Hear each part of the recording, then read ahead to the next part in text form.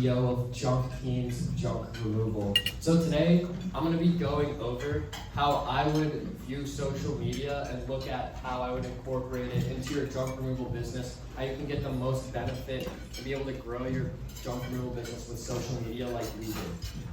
So I'll get started in explaining a little bit more about who I am and the story of Junk Teens. 2 o'clock. So these are Junk Teens socials, which I started I think under 2 years ago. And we started off on TikTok. I just wanted to post videos for fun on there one day. And then I realized like I really loved doing this, so then I kind of just kept posting more. We first grew our TikTok to about 100,000 followers in like maybe 3 or 4 months of posting because I just got really obsessed with it. And then from TikTok, I realized like there wasn't really much that was going to come from that for the junk removal business. So then I started exploring Instagram. And I already had a couple people come up to me today be like, a couple of years ago you sent me a DM and I never read the message, but I really wish I did. Because when I first started the Instagram, what I did to grow to the first 1,000 followers was just message every junk removal company I could find and then follow them and be like, hey, would you want to do like a shout out for a shout out type of thing on the story? And that's how I got the first 1,000 followers. But I realized that that wasn't sustainable, and if I wanted to get anything more than that, I'd have to put in more, which is actually creating good content. So then basically it took me about a year, but then I was able to get to the first 10,000 followers on Instagram. And I ended up going to a conference in Texas for like content creators because my whole life I've loved editing videos. It's a passion of mine. And after going to that conference, I learned a lot of things that took us from that 10,000 mark to like the 40,000 follower mark on the Instagram within like a month. But that's the Instagram. And then the YouTube, actually, we just started this summer. I had a bunch of ideas during the school year last year, and I just kind of wrote all of them down and started planning. And then once I was out of school is when we went and started the YouTube because I know I'd have the time to do it. And like literally our first video blew up because I had put so much planning into it. Like within the first month it had like 100,000 views, which is like really hard to do on YouTube. But a big part of why it's all been so successful is our story, because that's what I like to share a lot. Very inspiring. And now I'll start with explaining the story of Junk Teens and how we started. So honestly, it kind of all started by accident. One day I was on a bike ride and I discovered the dump. And you guys all know the dump's pretty cool, like you never know what you're gonna find there. So I actually found this pair of speakers that you see in the middle. And I was like an audio junkie, like I just loved audio equipment. So I was like, there's no way someone threw this away. And I asked the guy at the dump if I could have them, so I took them home and he said I could have them, and when I took them home they worked.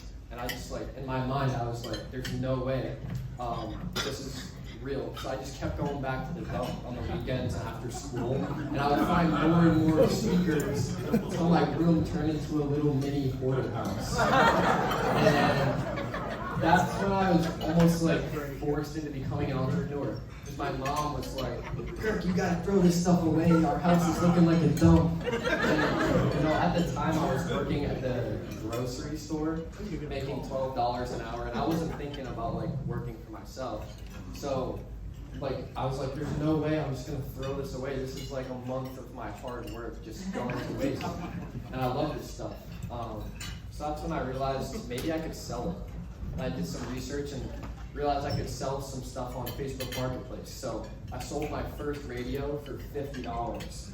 And I realized I could make money doing something I love, working for myself, and make more than $12 an hour at the grocery store doing the job I hated. And after I made my first $1,000 selling this audio equipment right here is when I decided I wanted to go all in and just work for myself doing something I love. And after reselling stuff that I would find, it started with audio equipment, and then I started selling bicycles and lifting weights and all sorts of stuff. Then I saved enough money to buy my first truck with my brother.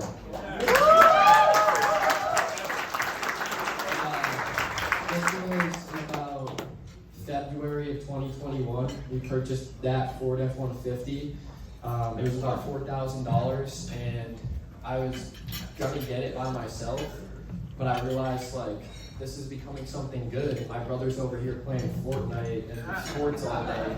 Like maybe he should jump in this with me. And I was like, Jake, look, I'm gonna go sell this stuff. Come help me. And we just kind of like started teaming up together, and then we bought the truck together. This is us building the walls on the side. And after this truck, we started off selling junk. At the time, the guys at the dump actually were doing junk removal, and they took us on a job here and there, and they paid me like $50 an hour. And I was like, how the heck can you pay me $50 an hour and still make money on this job? Like, there's gotta be some, like, this is so easy. I'm doing all the work while you're sitting over there drinking beers in your car. Like, there's definitely something here for me. So, like, the dude was really chill, and he had no problem with me trying it myself. So, like, these guys kind of taught me the ropes of junk removal, and I ended up getting like our first job through them, word of mouth. It was like a couch moving job, and my brother and I made $100 moving a couch, and that was like the best money we ever made. It was like 10 minutes, couch, boom, with the truck. After that, I was like, we gotta keep doing this. So we went on Nextdoor, Facebook, anything we could find to get our name out there, and we just started like advertising for moving and junk removal, and then we just started getting jobs, and that's kind of how the junk removal thing was born. Now I'll show you the evolution of the company in the last 4 years from this truck. So this is the years and the revenue that we've made since we started. In 2021 with this pickup truck, only the pickup truck, U-Haul rentals, and dumpster rentals, we were able to make it was actually 120K. And we did literally everything to hustle our way to that number. We did moving, junk removal, landscaping, literally anything we could do with our truck to make money, a little bit of demo. And that's because we didn't really have our name out there, we were just starting. So that's how we were able to get to our first 110K. Then we realized like, all right, so we're doing like 10 different things at once. If we want to get really far, we want to pick one thing and be the best at it. And that's when we landed on junk removal. And originally, we were K&J Removal and Disposal. So Kirk and Jay, because that's my brother. And, you know, like, I was like, that's not big enough. Like, if we want to dream big, we need something bigger than K&J. So we're like, why are people hiring us? We're teenagers, we do junk removal. That's when Junk Teens was born in 2022. I remember running in my brother's room, I was like, Jake, I got the perfect name. Like, this is gonna be big. That's when Junk Teens was born. And then, basically the year of 2022, we stuck to the niche of junk removal, even though we knew it was gonna be hard, very competitive. We wanted to go all in. And that's why we were able to reach that number, 430K in our second year. And that was still done mostly organically through Facebook, word of mouth. We did get one billboard that year, but honestly, I just did it because I was like, I just want to have a billboard. I knew it wasn't really crazy, but like, you know, that was like most of the money we spent on ads that year. Then 2023, last year, is when we really started investing more into the other areas of the company to market, and that's when we started paying for Facebook ads and just trying out everything we could. We still haven't even gotten to Google ads really until 2024, but really like still not as much marketing spend. It might have been like 50K altogether that year, so 50 to 80 in 2023, and that's also when we bought our second dump truck, as you can see, because every year what we did, we basically took all the money we made, reinvested into growing the company. And then I can keep going on with the story, but we just kept doing everything we could to hustle our way through to this year, which isn't over yet.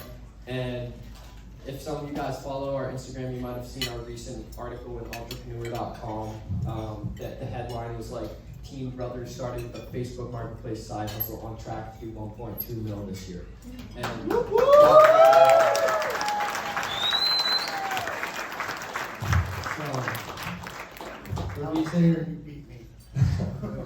the reason why I just spent all this time telling you my story is because that's all that social media is at the end of the day. It's all about storytelling. So a lot of people here probably look at posting on social media the same way as removing junk, and it's not like that at all. Social media is a form of art, and it's a form of really like expressing something, a message, a story. And when you really create a depth of video or idea, that's actually what reaches the masses. It's not about posting every day at this hour using this hashtag or anything like that. It's all about telling the story, not only the story of your company, but what message are you trying to convey? Is it a start to finish in your job? How can you tell that story a little bit more interesting than just a time lapse or just a before and after?